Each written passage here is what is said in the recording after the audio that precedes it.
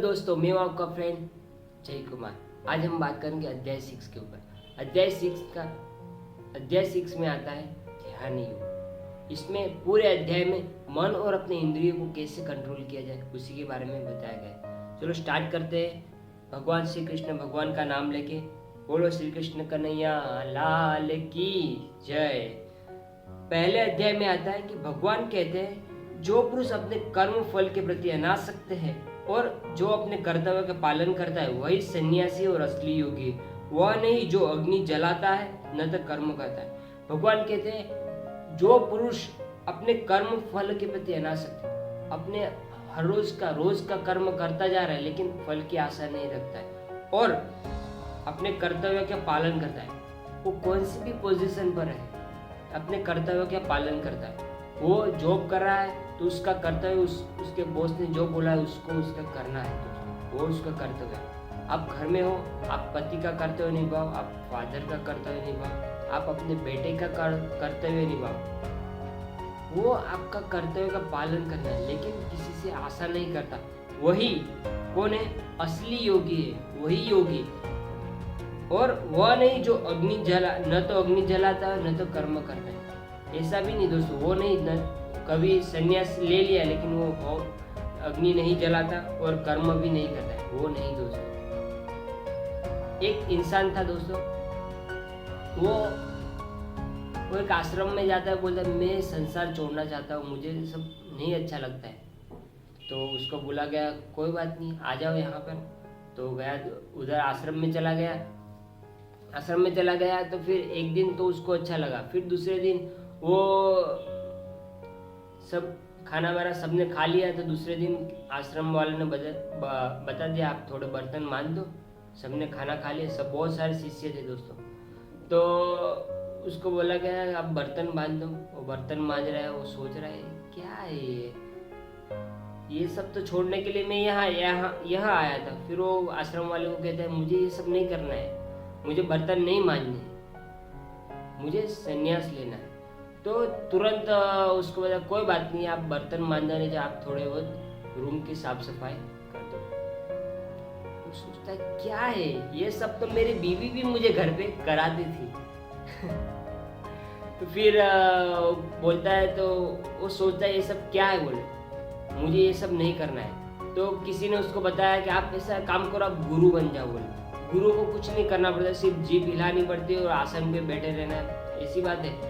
तो 2-3 साल तक पढ़ाई वढ़ाई कुछ करता है, कुछ सिद्धियां हासिल करता है, तो उसके बाद बन जाता है वो गुरु बनता है, उसका आश्रम बनता है, शिष्य बन जाते हैं। फिर थोड़े टाइम बाद शिष्य उसके पास आते हैं, सब मिलकर गुरुजी आप आश्रम का खाना खत्म हो गया, आप कुछ आश्रम का खाना के इंतजाम करो, कुछ पैसे का इंतजाम करो। तो सोचता है कि ये सब तो मैं मेरे बच्चों के लिए भी करता था, ये सब करना था, मुझे ये यहाँ आओ कि दोस्तों वो कर्म से दूर भाग रहा है। दोस्तों आप कहीं भी जाओ आपको कर्म तो करने ही पड़ेगी। मतलब भगवान कहते हैं कि असली योगी वही है जो अपने कर्तव्य का पालन करता है। और आगे कहते हैं मनुष्य को चाहिए कि अपने मन की सहायता से अपना उद्धार करे और अपने को नीचे न गिराने दे। यही मन बुद्धिजीवियों का मित्र है और शत्रु भी है। दोस्तों आप सोचो, आप आपके मन से सोचो कि आप सुखी हो तो आप सुखी हो, अगर आप सोचो कि आप मैं दुखी हूँ तो दुखी हो। ऐसा तो क्यों है? अमीर भी दुखी है और गरीब भी दुखी है। कोई ऐसा इंसान पृथ्वी में दिखाई नहीं देगा कि जो दुखी नहीं है। गरीब सोचता है कि मेरे पास पैसा आ जाए तब मैं सुखी हो जाऊंगा, नहीं दोस्तों, अमीर भी दुखी है दोस्तों। ऐसा तो क्यों होता है दोस्तों? देखो दोस्तों, 3 बाल्टी लो, एक बाल्टी में थोड़ा नॉर्मल पानी, इतना नॉर्मल गर्म पानी कि जिसमें आप हाथ डाल सकते हो, इतना गर्म पानी लो। और दूसरी बाल्टी में नॉर्मल पानी, मतलब अपना जैसा नॉर्मल पानी देता है ऐसा नॉर्मल पानी लो। और तीसरी बाल्टी में ठंडा, फ्रिज का ठंडा पानी लो।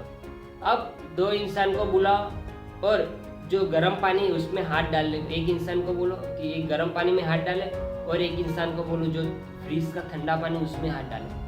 और जो बीच में जो नॉर्मल पानी है वो उसमें हाथ नहीं डालना टाइम, उसे हाथ उसमें रहने दो उन दोनों का। फिर दोनों को बोलो हाथ निकाले बराबर। फिर जिसने गर्म पानी में हाथ डाला था उसको बोलो अब जो नॉर्मल पानी उसमें हाथ डालो, तो वो क्या बोलेगा, ये नॉर्मल पानी कैसा है, ठंडा है बराबर। अब जिसने ठंडे पानी में हाथ डाला हुआ है उसको बोलो कि अब ये नॉर्मल पानी में हाथ डाले, तो वो क्या बोलेगा, ये नॉर्मल पानी कैसा है, गर्म है।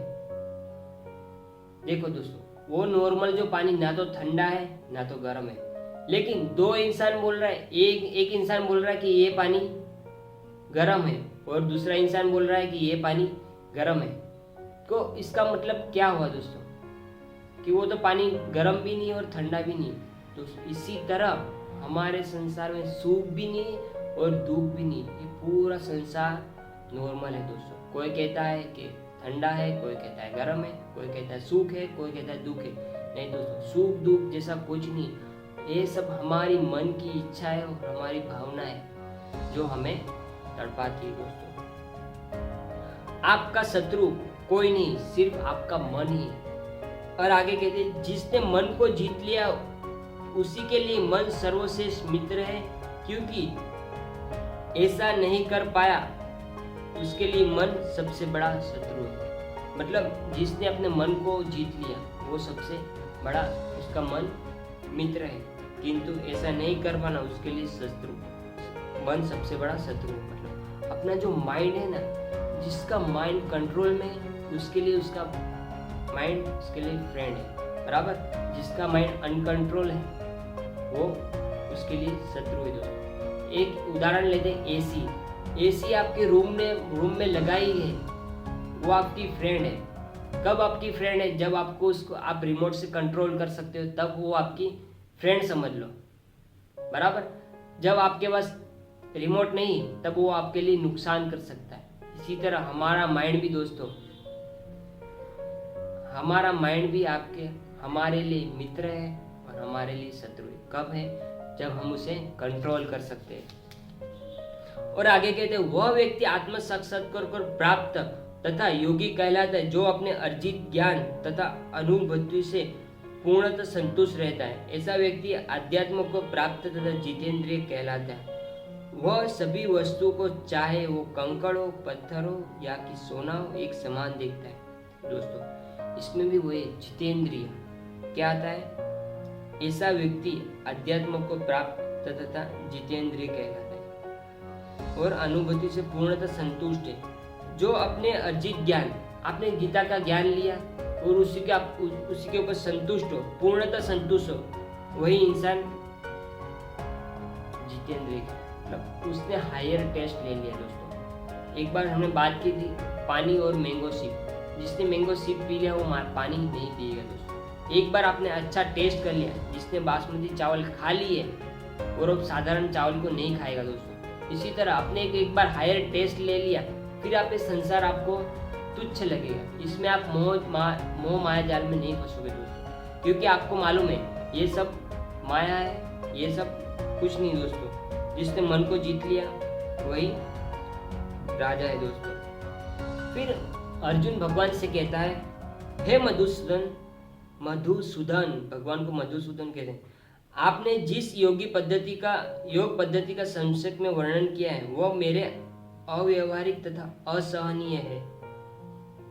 अव्यवहारिक और असहनीय क्योंकि मन चंचल तथा अस्थिर है। कृष्ण, क्योंकि मन चंचल, अस्थिर, उच्छृंखल, हठीला तथा अत्यंत बलवान है। अंत मुझे इसे वश में करना वायु के वश में करने से भी कठिन लगता है दोस्तों। भगवान कहता है, अर्जुन कहते हैं कि ये मन है ना तो भगवान बहुत चंचल है, इससे अच्छा तो मैं पूरे वायु को अपने वश में कर सकता हूँ, लेकिन अपने माइंड को वश में नहीं कर सकता है दोस्तों। हमारे साथ भी कभी कभी ऐसा होता है दोस्तों, कभी कभी नहीं, हर बार ऐसा होता है। हम अपने मन को कंट्रोल नहीं कर सकते दोस्तों, ये साधारण बात है।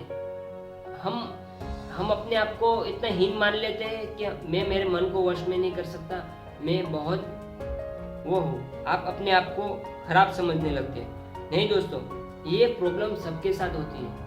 अर्जुन ने उसका सॉल्यूशन ढूंढा और हम उसका सॉल्यूशन नहीं ढूंढ रहे। वो भगवान से कहते हैं मन बहुत चंचल है दोस्त। भगवान भगवान के अर्जुन कहते हैं मन चंचल है, मैं उसको डांटूं, उसको मैं डांट के बैठा दूं, तो नहीं दोस्तों, वो बैठता नहीं, वो हठीला है, बोले पागल, हठीला मगज है, और उच्च कुल मतलब पागल है, हठीला है, वो समझता है। मैं उसको बांधना चाहता हूँ, नहीं, वो बांधा नहीं जा सकता। वो कहते हैं भगवान, मैं उसको बांध के रखना चाहता हूँ, लेकिन वो कैसा है, मन बलवान है, अंत है, मुझे इसे वश में करना वायु के वश में भी कठिन लगता है। भगवान कहते हैं, हे महाभाव कुंती पुत्र, निसंदेह चंचल मन को वश में करना अत्यंत कठिन है, किंतु उपयुक्त अभ्यास के द्वारा, विरक्ति के द्वारा ऐसा संभव है।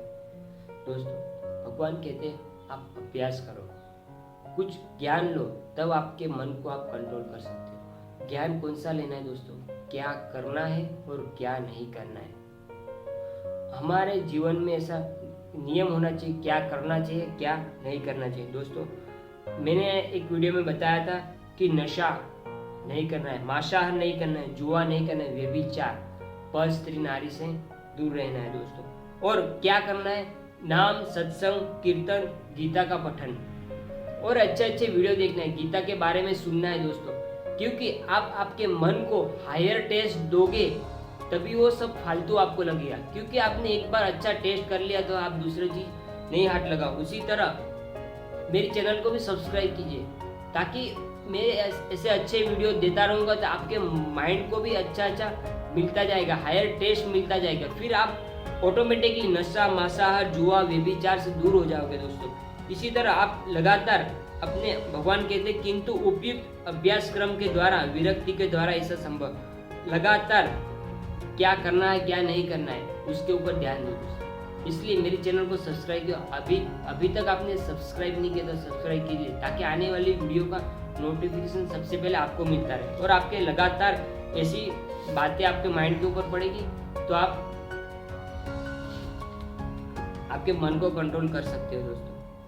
और आगे कहते हैं, अर्जुन ने कहा, हे कृष्ण, उस असफल योगी की गति क्या है जो प्रारंभ में श्रद्धापूर्वक आत्म साक्षात्कार की विधि को ग्रहण करता है, किंतु बाद में भौतिकता के कारण उसे विचलित हो जाता है और योग सिद्धि को प्राप्त नहीं कर पाता दोस्तों। और अर्जुन एक सवाल करता है भगवान से कि भगवान, जिसने थोड़ी सी भक्ति की और उसकी मृत्यु हो जाती है, क्या उसका उद्धार हो सकता है?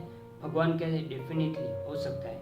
आगे कहते हैं भगवान, हे प्रथापुत्र, कल्याणकारों में निरंतर योगी का न तो इस लोक में और न परलोक में विनाश होता है।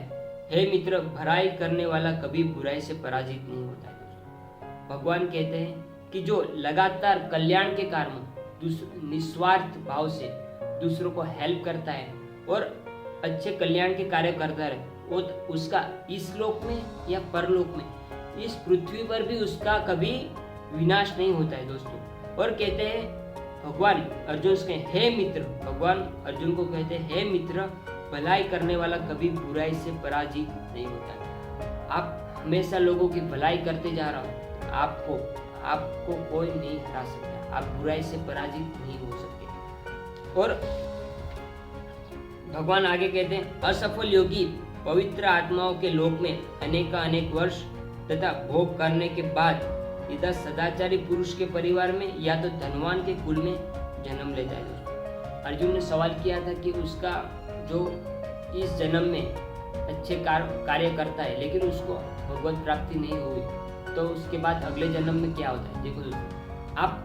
भगवान की भक्ति करें, निस्वार्थ भाव से लोगों की सेवा करें, आपकी भक्ति 10% के ऊपर पहुंची तो आपकी मृत्यु हो जाती है। तो अगले जन्म में आप भक्ति करोगे तो भक्ति कहाँ से स्टार्ट होगी? 11% से।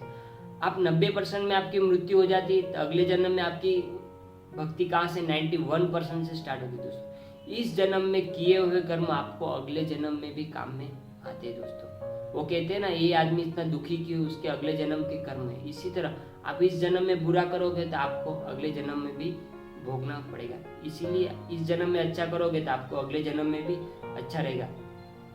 और कहते हैं कि सदाचारी पुरुष के परिवार में या कि धनवानों के कुल में जन्म होता है। देखो दोस्तों, आपकी भक्ति 10-20% से ऊपर चली गई तो आपका अगला जन्म सदाचारी पुरुष के अच्छे लोगों के घर में जन्म होगा। और आपकी भक्ति 50-60 से ऊपर चली गई तो आपका जन्म कहाँ होगा? धनवानों के कुल में जन्म होगा, आपका जन्म अमीरों के घर में होगा।